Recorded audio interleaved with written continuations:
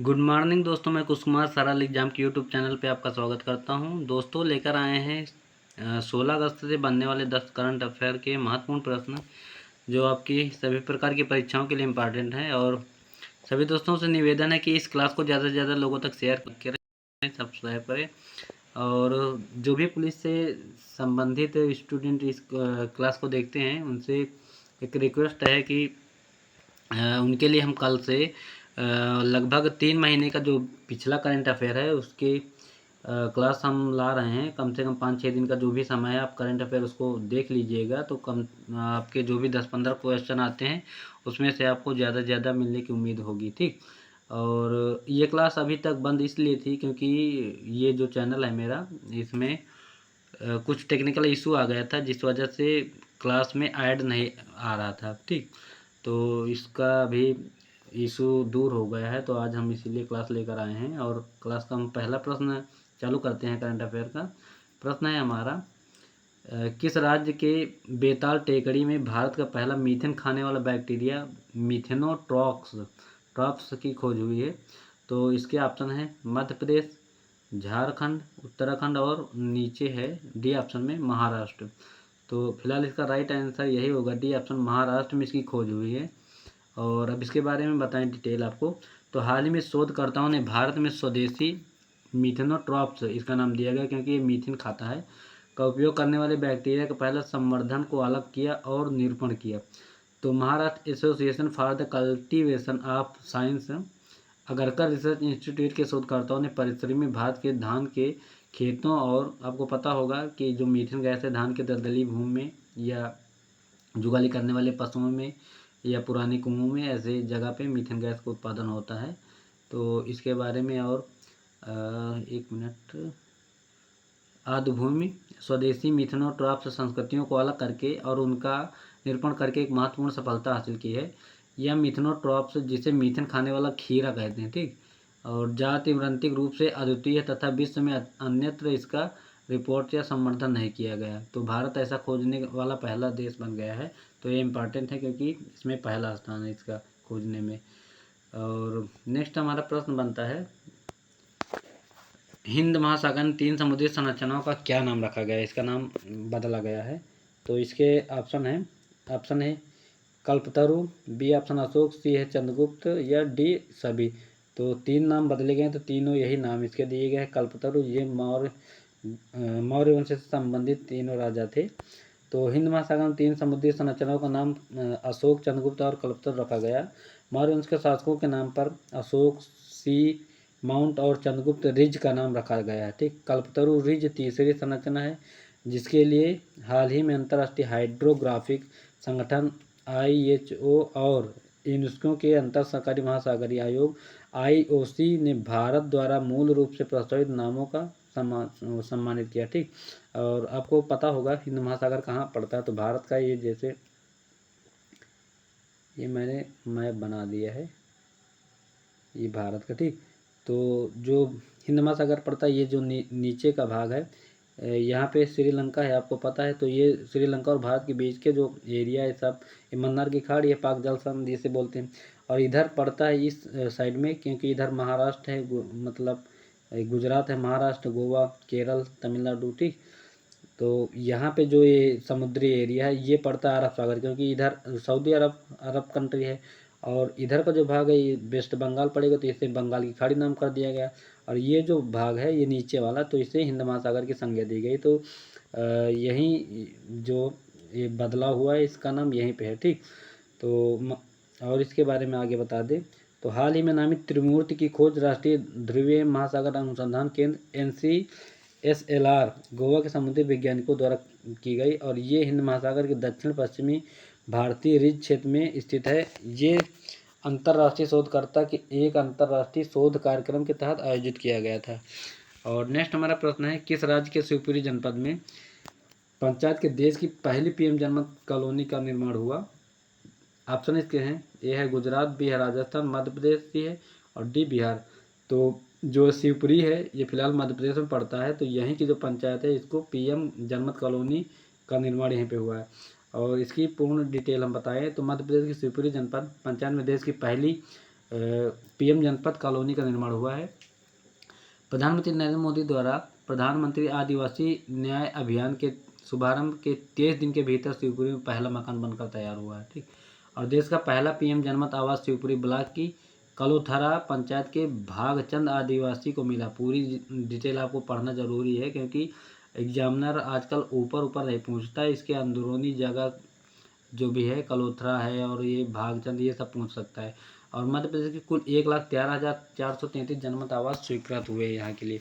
वर्तमान में अगर बताएं तो पीएम कौन है यहाँ के एमपी के, तो मोहन यादव जो है अभी नए पीएम बने हैं। ठीक, तो यहाँ के मोहन यादव हैं। और राज्यपाल की बात करें तो मंगू भाई छंगन भाई आपको याद होगा, यही यहाँ के राज्यपाल वर्तमान में। राजधानी भोपाल सभी को पता है। अगला हमारा प्रश्न है, किस राज्य में पहली ग्लोबल महिला कबड्डी लीग की शुरुआत हुई है? वेस्ट बंगाल, चंडीगढ़, हरियाणा या पंजाब? तो इसका राइट आंसर है सी, या शुरू नहीं हुई फिलहाल, शुरू होगी। ठीक, और हरियाणा में पहली ग्लोबल महिला कबड्डी लीग आयोजित होगी। पहली वैश्विक महिला कबड्डी लीग अगले महीने हरियाणा में शुरू होगी और इसके आधिकारिक रूप से वैश्विक प्रवासी महिला कबड्डी लीग नाम दिया गया इसको। और इस अभूतपूर्व टूर्नामेंट में 15 से अधिक देशों की महिला खिलाड़ी भाग लेंगी। तो हरियाणा की राजधानी क्या है? चंडीगढ़ आपको पता है। यहाँ के वर्तमान में जो सीएम है नायब सिंह सैनी है वर्तमान में, इसके पहले मनोहर लाल खट्टर थे। ठीक, नेक्स्ट हमारा प्रश्न है, भारतीय फिल्म एवं टेलीविजन संस्थान के निदेशक के पद पर कौन नियुक्त हुआ? नीरज सिंह, सतीश सक्सेना, धीरज सिंह या Rajiv Shukla? Right answer C, Dheeraj Shukla जो है ये पीआईबी के पहले थे और इसके अधिकारी अब यहाँ आ गए। तो पीआईबी अधिकारी धीरज सिंह को भारतीय फिल्म एवं टेलीविजन संस्थान के निदेशक पद पर नियुक्त किया गया। 1995 बैच के भारतीय सूचना सेवा IAS अधिकारी श्री धीरज सिंह ने भारतीय फिल्म टेलीविजन संस्थान, कभी कभी पूछ लेता है भारतीय फिल्म और टेलीविजन संस्थान है कहाँ, तो ये पुणे में पड़ता है। निदेशक कार्यभार संभाला इन्होंने। ठीक, और प्रेस सूचना ब्यूरो जिसे पीआईबी कहते हैं में अपने कार्यकाल के दौरान इन्होंने प्रधानमंत्री कार्यालय, राष्ट्रपति सचिवालय और स्वास्थ्य और वाणिज्य सहित कई प्रमुख मंत्रालयों में के लिए मीडिया और संचार का इन्होंने काम किया था। ठीक, और नेक्स्ट हमारा प्रश्न है, इंपॉर्टेंट ये भी है, स्विट्जरलैंड के लोकार्नो फिल्म फेस्टिवल में किसको लाइफ टाइम अचीवमेंट अवार्ड से सम्मानित किया गया? इसके ऑप्शन है अमिताभ बच्चन, सलमान खान, शाहरुख खान या रणबीर कपूर? तो राइट आंसर इसका भी सी है, शाहरुख खान है, अभी इस समय चर्चा में है कई कारणों से। तो स्विट्जरलैंड के लोकार्नो फिल्म फेस्टिवल में शाहरुख खान को लाइफ टाइम अचीवमेंट अवार्ड सम्मानित किया गया। 10 अगस्त को अभिनेता को लोकार्नो फिल्म फेस्टिवल के 77वें संस्करण में लाइफ टाइम अचीवमेंट अवार्ड तथाकथित पार्डो अला कैरियरा से सम्मानित किया गया और शाहरुख इस पुरस्कार से सम्मानित होने वाले पहले भारतीय बन चुके हैं। ठीक, और हाल ही में शाहरुख खान को अभी पेरिस में इनकी तस्वीर बने हुए सिक्के का अनावरण किया गया है, तो ये भी इम्पॉर्टेंट है। और हाल ही में 33वें ओलंपिक खेलों का आयोजन पेरिस में सीन नदी के किनारे भी हुआ था और जिसमें भारत ने 6 पदक जीते, जिसमें एक नीरज चोपड़ा जिन्होंने सिल्वर मेडल जीता है। ठीक, कितना 89.45 मीटर फेंक के, और टोटल 6 मेडल हैं जिसमें 5 कांस्य है, जिसमें मनु भाकर पहले पदक पाने वाली महिला बनी थी और दूसरा भी पदक इन्होंने सरबजीत सिंह के साथ जीता 10 मीटर एयर राइफल में, और तीसरे थे स्वप्निल कुशाले पाए हैं और आहरावत जो है एक ये कुश्ती में पाए हैं। ठीक, तो इस तरह 6 मेडल जीते हैं और 71वें स्थान पे भारत का स्थान था, इसमें पहले नंबर पे चीन था। अगला हमारा प्रश्न है, किस राज्य सरकार ने बाल विवाह को समाप्त करने के लिए मुख्यमंत्री निजीत मोइना असोनी योजना शुरू की? तो मोइना हिमाचल प्रदेश के, सिक्किम, आंध्र या असम की है? तो इसका राइट आंसर है डी ऑप्शन, असम में यह योजना शुरू हुई है। और इसमें बताएं आपको, तो असम ने बाल विवाह को रोकने के लिए मुख्यमंत्री निजीत मोइना असोम योजना शुरू की और मुख्यमंत्री इस समय कौन है? तो हेमंत बिस्व शर्मा ने योजना का शुभारंभ किया।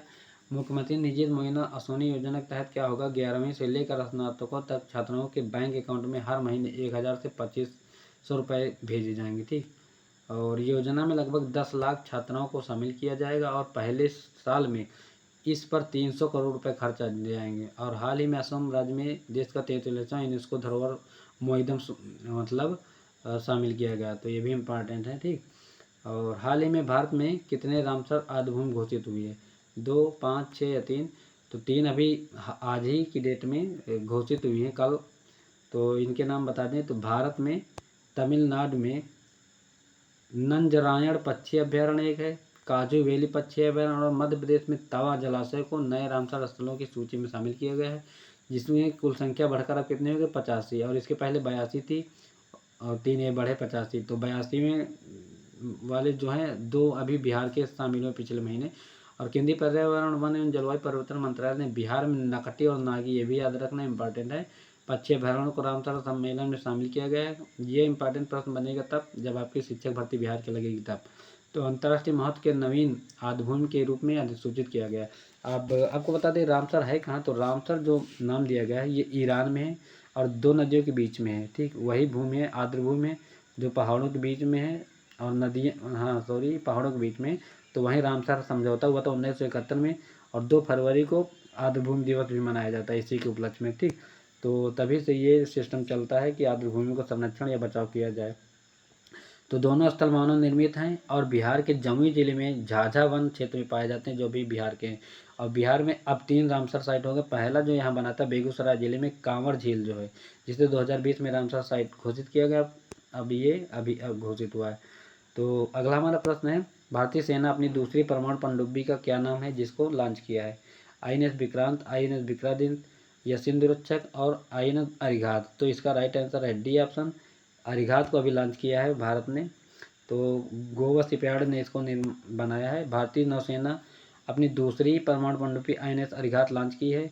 और परमाणु पनडुब्बी मतलब न्यूक्लियर पावर से चलने वाली, ठीक। न्यूक्लियर पावर का मतलब क्या होता है कि ये इसमें जो ईंधन होता है ये परमाणु ईंधन, इसमें जो ये होती है पनडुब्बी, एक बार में भरने पर ये कम से कम 1 महीने तक समुद्र के पानी से नहीं निकलेगी, ठीक।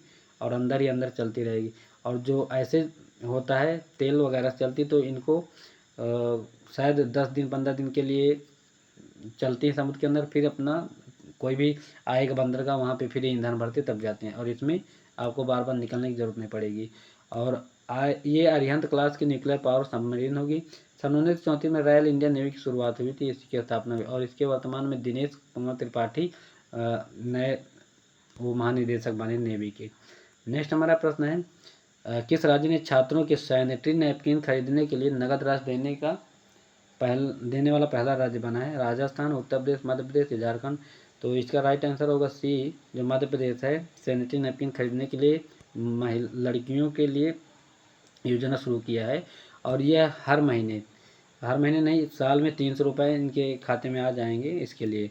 तो मध्य प्रदेश के मुख्यमंत्री कौन है? मोहन यादव हैं। रविंद्र ने भवन में आयोजित एक समारोह में स्कूल और कॉलेज की छात्राओं के लिए 55.11 करोड़ रुपए की राशि ट्रांसफर की है, और छात्राओं को यह राशि सैनिटरी पैड खरीदने के लिए प्रदान की गई है।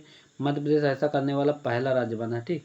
तो ये आज के हमारे महत्वपूर्ण इंपॉर्टेंट प्रश्न थे आपके एग्ज़ाम के लिए। और जो भी पुलिस से संबंधित स्टूडेंट हैं उनके लिए एक न्यूज़ और है, मैंने वीडियो डाला था, फिलहाल जिनको न मिला हो तो हम बता दें। कल 16 तारीख है, कल 5 बजे शाम को आपके एग्ज़ाम सेंटर के वो एडमिट कार्ड नहीं आएगा। फिलहाल एग्ज़ाम सेंटर के लिए जो निकलता है मैटर वो आ जाएगा कल 5 बजे, ठीक। तो आप लोग देख लीजिएगा। और हम कल से आपकी एक घंटे की क्लास करंट अफेयर की जो पिछले 2-3 महीने के हैं हम लगा दिया करेंगे, तो आप उसको देख के रिवीजन कर लेना, जिससे आपके परीक्षा में हेल्पफुल मिल सके, ठीक। तो सभी दोस्तों से निवेदन और मेरा कि इस वीडियो को ज़्यादा से ज़्यादा लोगों तक शेयर किया करें। क्लास अच्छी लगे तो लाइक करो, सब्सक्राइब करो, ठीक। और फिलहाल अब मेरा चैनल सही हो गया है, तो अब आपको रेगुलर क्लासें मिलती रहेंगी। और बिहार शिक्षक भर्ती से भी संबंधित हम कोशिश करेंगे कि उसका भी बनाना शुरू कर दें। अभी थोड़ा कामों में बिजी भी थे, धान के खेत वगैरह लगा रहे थे, इस वजह से टाइम नहीं मिल पा रहा था। तो thanks for watching this video. Thank you, bye सभी को, थैंक यू।